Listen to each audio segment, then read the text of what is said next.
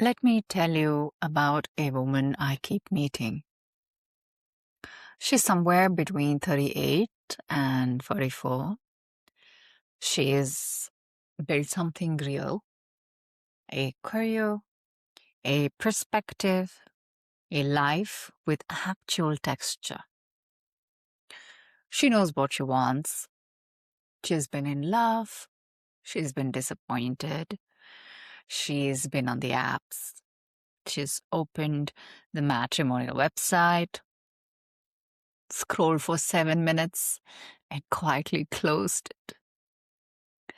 She's made a decision. She will not settle. That decision is costing her something. Not in the way the world thinks, not the you will end up alone cost that aunties usually tease you with and strangers tend to assume. Something more internal, more specific. The cost of holding your own wholeness against a culture that has decided very firmly that a woman without a partner is an incomplete sentence. The loneliness this creates is real. It has a particular quality that is different from ordinary loneliness. It is the loneliness of having made the right choice and still aching. This is what we are going to spend our today's discussion on. Hi, I am Mayoori.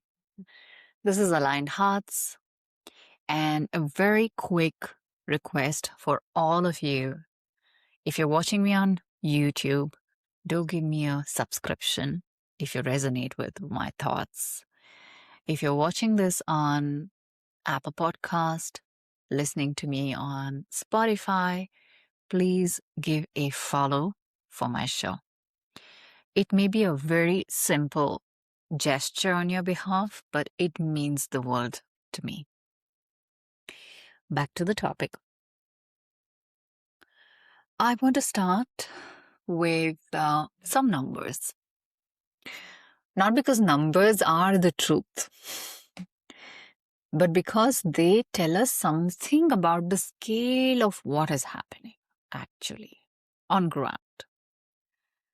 81% of the women in India in a recent study reported feeling more at ease being unmarried and living alone.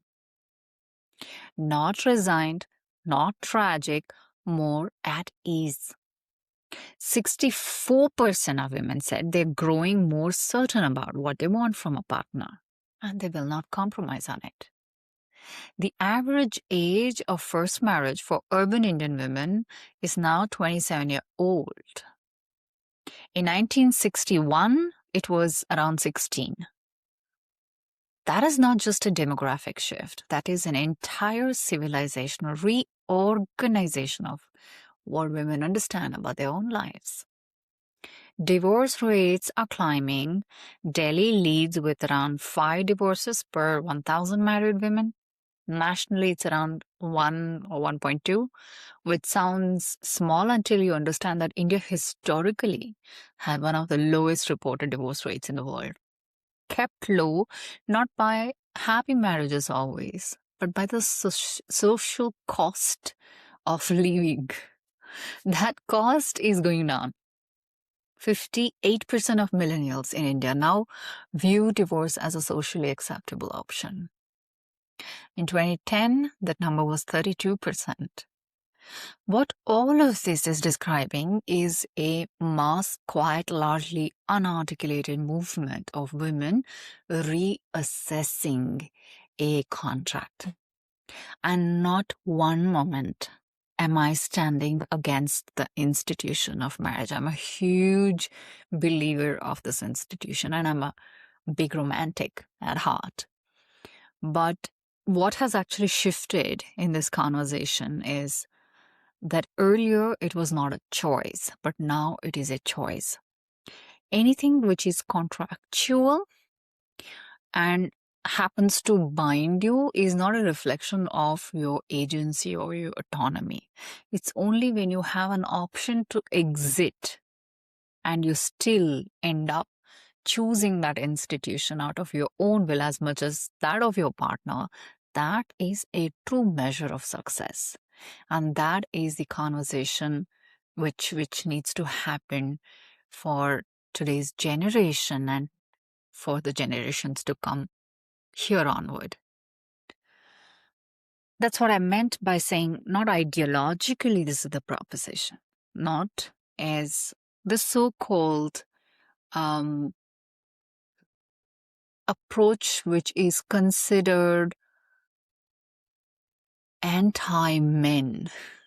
Some people even misassociate this with a feminist stand of perspective, point of view, but it's not feminist perspective, because anything which is feminist in approach is having both the genders in equal measure for any kind of an assessment, not to make them weigh equally, but just the autonomy given equally, the agency given equally. And personally, intimately, at the level of their own lives, women have started looking at marriage in a more microscopic way. They're asking whether the version on offer is the version they want. Increasingly, the answer is not this version of marriage. Not yet, not without something shifting, not without something being different. And on the conversation of why the apps are not working, I want to spend a moment on this because it matters. The dating apps arrived promising a revolution, and in some ways, they delivered it. They gave people access and volume that did not exist before. But for a particular kind of woman, the woman I am describing today, these apps created a new kind of problem. The apps are architecturally designed for the market of connection. Swipe, match, assess, discard. The entire mechanism trains you to treat other people as inventory to be evaluated rather than as people, persons to be met, encountered. And the person I'm describing, the woman who has done the inner work, who has depth, who is looking for something genuinely real, finds herself in a system that is structurally incompatible with what she's looking for. She's not looking for casual. She's not particularly interested in quantity. She's interested in the specific quality of presence that you cannot determine from a curated profile and 3G jokes on the first date. And the app cannot deliver that. The app was not built for that. The matrimonial websites, on the other hand, are a different problem. They carry their own particular flavor of narrowing. The bio, the checklist, the family approval layer for a woman who has built her entire adult identity about herself and her decisions on her own terms. The matrimonial site is asking her to compress that self into a format designed for a transaction. It often doesn't feel like finding love. It feels like submitting a tender. So she steps back. She steps back from both the systems. And the stepping back is rational. The stepping back is healthy, actually, but it creates a gap. Because she still wants. The wanting doesn't stop. Here's what I want to go carefully dissecting the next part, which is often misunderstood. The loneliness that a consciously single woman experiences is not the same as the loneliness of someone who has given up on love. It's not resignation, it's not bitterness. Though the world is quick to call it that, it's the loneliness of high standards met by low availability, low willingness. It's the loneliness of being complete enough in yourself that you can see clearly who would and who wouldn't add to your life.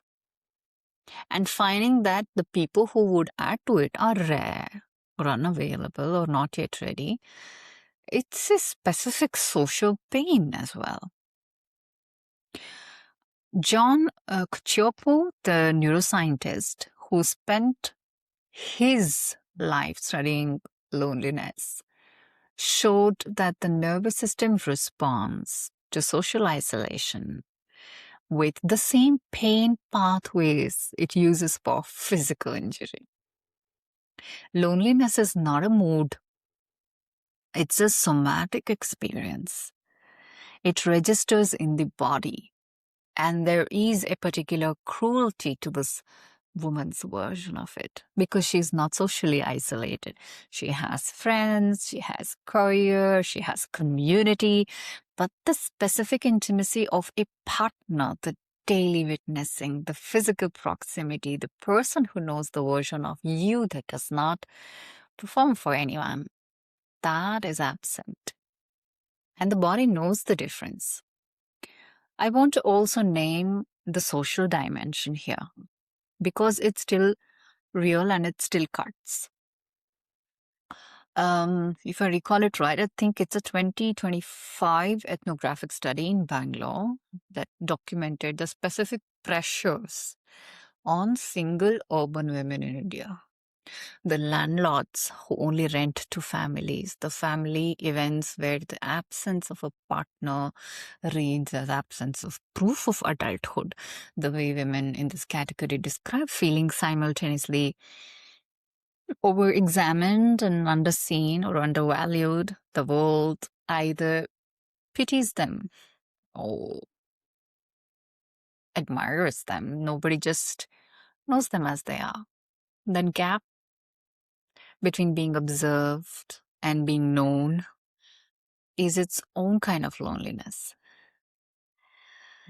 If I were to put a psychology sense of evaluation, there is interesting research coming out now that is pushing back on the default assumption that married equals flourishing. It's just an interesting part to know. There was a study which was directly linked, or I would say directly titled, which linked to women's own interpretation of how fulfilled they feel. It's called, I think Sisters Are Doing It. Yeah, they found that some single women reported stronger social networks, higher levels of overall social well-being. But it also gave a section of their understanding of sexual satisfaction than their married counterparts. I'm not talking about intermingling of these concepts. I'm not talking about the women who are open to having relationships and not settling down in marriage just because there is a paucity of the likely candidates. I am actually concentrated upon that section of women who know the power of that sacred intimacy, what it entails, and are not able to share it. And that is a different kind of loneliness, you know. This research is important. Marriage for many women has not been a container for flourishing, and it has been a container for management. And this is what actually it highlights. The management of a home, a business, a husband needs, a family's demands alongside a career or a business, and woman's own inner life, if which finally gets attended to, if at all. The women I'm talking about are the one who've done this accounting. They have watched their married friends. They have seen the second shift, the invisible labor that still falls overwhelmingly on women. They've observed that what happens to their friend's sense of self love is something not normal, especially in the first 5 years of marriage. They've decided, I am not willing to lose myself in order to not be alone. That is not a failure of imagination about love. That is a very accurate reading of what has been on the offer. I think spiritual dimension adds a whole lot of depth to this topic. And I want to go somewhere that the psychology studies don't usually go, because I think the most honest conversations about the lives come from here. In the Taittiriya Upanishad, there is a teaching about the nature of the self, the Atman. And the teaching is not subtle, it's very direct. The self is Purna, complete wholeness. Not in the sense of having everything, complete in the sense of being the source from which everything arises. What this means in practice is that the longing for a partner is not evidence of incompleteness. It's the evidence of fullness, of a self that's large enough to want to overflow into relationship with another. The problem, the psychological and the spiritual problem that I work with is when a person starts searching for a partner, not from that wholeness and fullness, but from a sense of lack. When the search becomes a strategy for filling a hole rather than an offering from a whole person. And here's this uncomfortable thing I want to say. A lot of women I'm describing, strong, accomplished, self-aware women, are doing both simultaneously. On the surface, they have genuinely chosen themselves, they have made real peace with their lives, and underneath that, at a layer, they may not have full access to. There is a belief running that says, I will be complete when I find the right person. These two things can coexist. The conscious choosing of oneself and the unconscious belief in incompleteness. And the second one does its work in the shadows. And it's not a matter of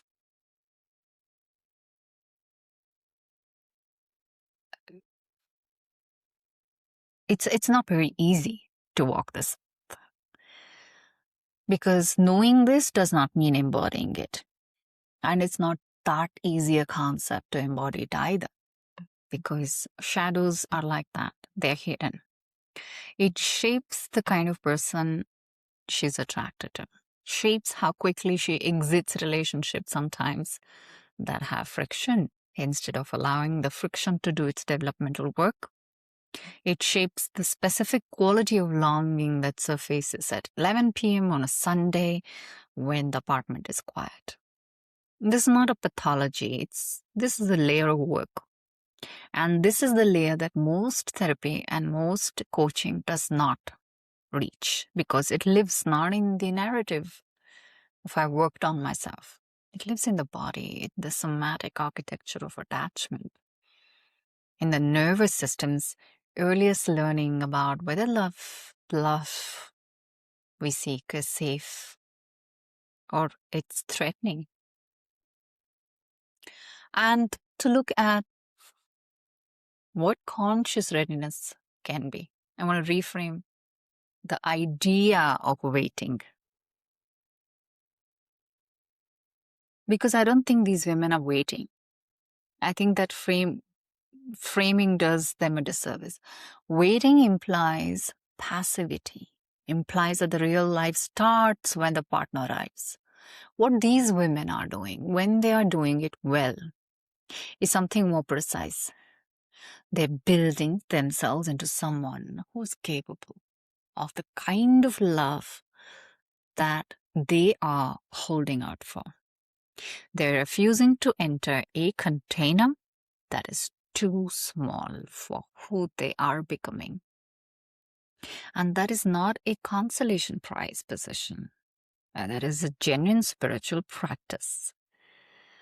In Sri Vidya, the teaching is that what you call forward is a reflection of what you have become.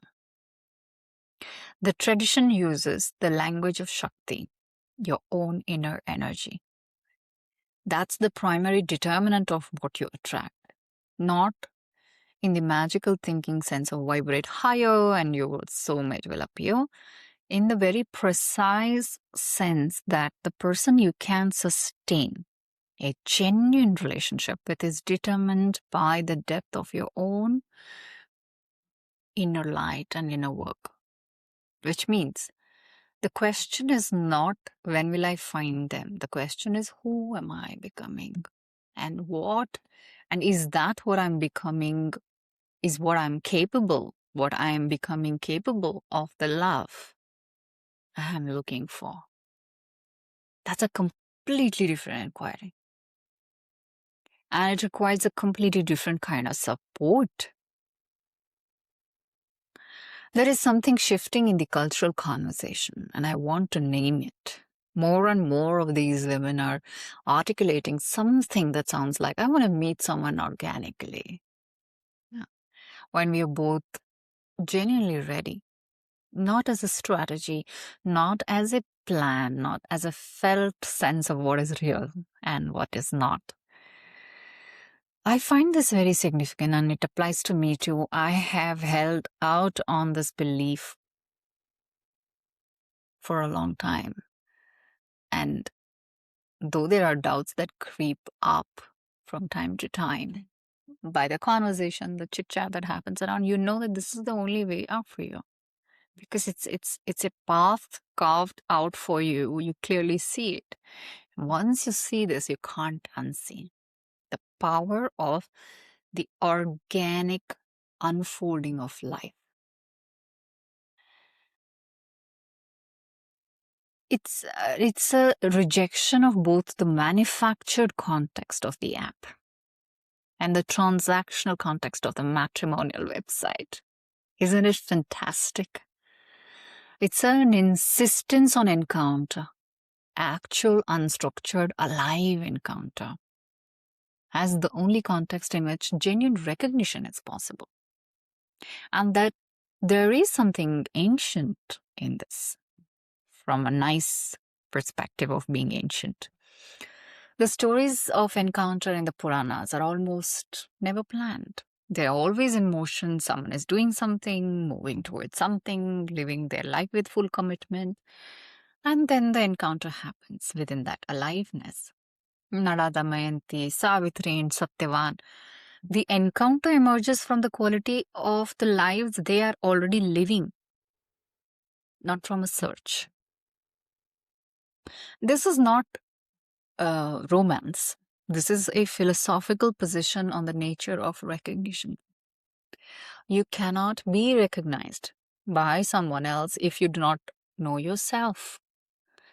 And you cannot know yourself if you're in constant motion towards an external solution.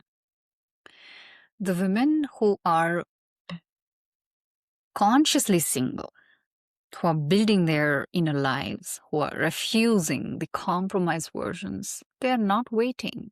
They are becoming visible to themselves first, and therefore to the person who can actually see them. I want to close with something very simple. If you're in this, if some part of today felt like a mirror, I want to say directly, the loneliness you feel is not evidence of the wrong choice. It's the evidence of the right standard. Those are different things. The work is to hold the standard without letting the loneliness curdle into bitterness. To stay open without compromising, to build a life that is genuinely whole. Not whole pending a partner, but whole now in this chapter with all its ache and all its beauty. That is harder than it sounds because it requires going to the layer where the belief in incompleteness lives, not just at the surface where the strong choice has been made. And if you want to do that work with me, as in the form of one on one, I'm leaving a link below, and that is a place for you to start working with me. So, this is Aligned Hearts. I am Mayoori. Thank you for being here today. Do leave in your comments how did you find, what perspective did you find most interesting, intriguing? And if you would like to add any particular nuance or a detailing you would like me to cover, I would definitely look forward to adding more and more detailing in my next body of work in the coming chapters of the series. See you soon.